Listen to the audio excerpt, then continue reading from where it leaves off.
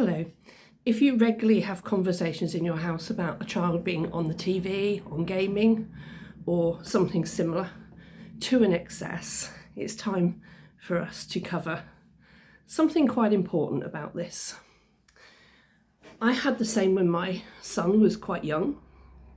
He was in school and he would come home and need 2 to 3 hours of screen time a day before we could interact with him. Now, during the age 7 and 8, he was diagnosed with Asperger's, so we knew that had something to do with him needing this additional time to recuperate from a school day. And I was learning about sensory moderation and about how in school, all this excess of sunlight coming through the big windows and colour around the room, people moving around and talking while he's trying to work. One day I was actually there at the classroom and he was trying to work, and the next child was rubbing their work out vigorously and the table was shaking while he's trying to write. And I found that all of this was just complete sensory overload for him. And it was so stressful for him to be in that environment that he actually functionally could not work. And then he was coming home and having to de-stress and unable to really focus on his homework as well. And so TV became this huge issue, that he was spending way too much time on the TV or on the Game Boy. We didn't have all the Xbox stuff then. It was a little handheld Game Boy. Oh, excuse me. So this is a lesson that I learned a little bit further down the line by experience, but I want you to understand this so that you can approach it differently with your children today and not have to experience it the way I did. Now, because my son at the age of 8 became very suicidal and he had suicidal ideations, he talked about it every single day. By the time he was 9 years old and I was tearing my hair out trying to get any form of support through the education system, we'd got the diagnosis through the school, through the doctors and through a psychologist that way, but the education system would not recognise that. They just wouldn't have anything to do with it. And we'd got to a point where they were saying, no, he doesn't need an assessment. Well, I'm sorry, but a child who is suicidal every single day, not doing their schoolwork, and having to actually, at the age of 9, be picked up and brought home every lunchtime because they could not cope with the school environment, that does not sound to me like a child who does not need an assessment. That sounds like a child who is crying out for help. And it got to a point we didn't know what else to do. We were hitting so many brick walls that I ended up having to deregister my child from education and teach him at home. Now, here's where the really crucial part of the story comes in through my learning. And that was the week before I took him out of education, we went to a support group on the Saturday and it was an hour's drive. He played his Game Boy all the way there. Went into the group, I made him leave it in the car and he played with somebody else's. Played his all the way home. And this is how the pattern went on. He was just, say, 2 to 3 hours a day. He needed that screen time. And if we tried to take him away from it before he was ready, I think you understand what happens. And if you do understand what happens, and this is why you need to understand what I'm about to tell you.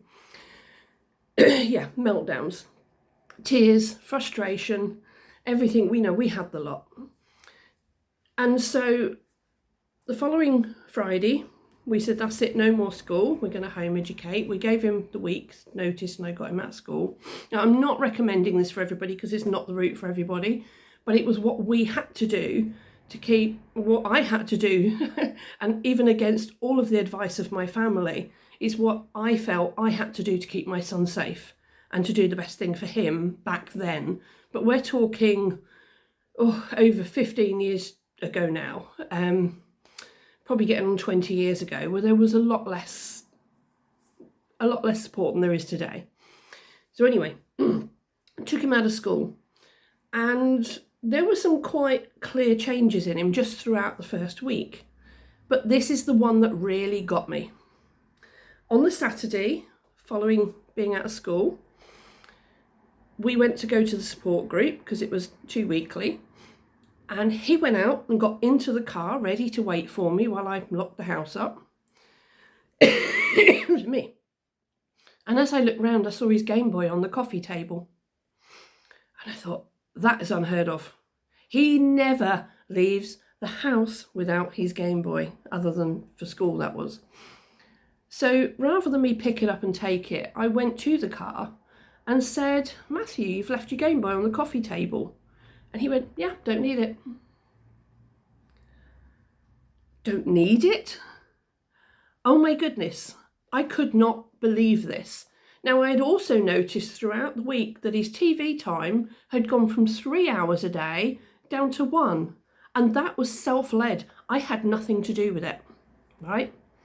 And now he said he didn't need his Game Boy. Oh my God, it hit me like a ton of bricks. I turned around, I walked back in the house, and I sat down on the sofa and I cried because I suddenly realised what that had meant to him in terms of escape. And he had used the TV and the gaming to escape all the stress and the anxiety and the worry and the depression that was going on in his head. And when we took him out of school and all that stress and worry went away, now I'm not advocating this about leaving school, but this is coming out, bear with me. By taking away the root cause of his stress, his anxiety, his depression, and putting him in a safe space where he no longer felt in danger, emotionally or physically, day in and day out, he no longer had the need for the excess gaming and TV. And the other thing I also noticed, because with the Asperger's, he was coming out of school and he was closed off at home. We had our daughter at home, and I used to babysit a friend's daughter because she worked until late as well. And the three of them would come out of school, and on a good day, he would go and play outside with them for 15 minutes before he went and put that TV on. Right? After school, within 1 week, TV went from 3 hours down to 1, and his time outside with them when they came home from school went from 15 minutes up to an hour.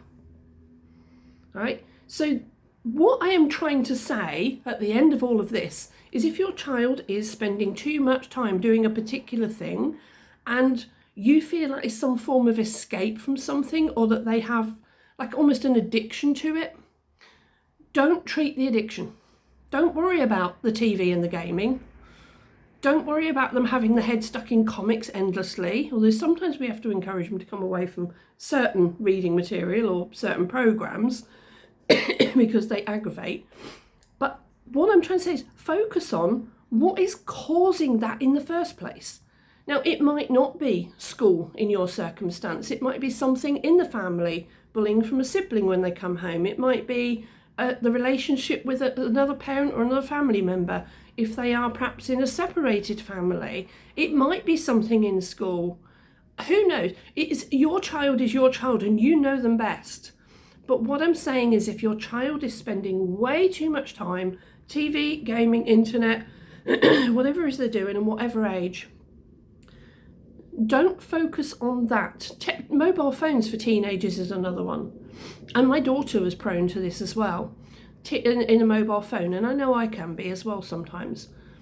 But that is not the problem. That is their coping mechanism for another problem. Find that problem, and this problem will resolve itself.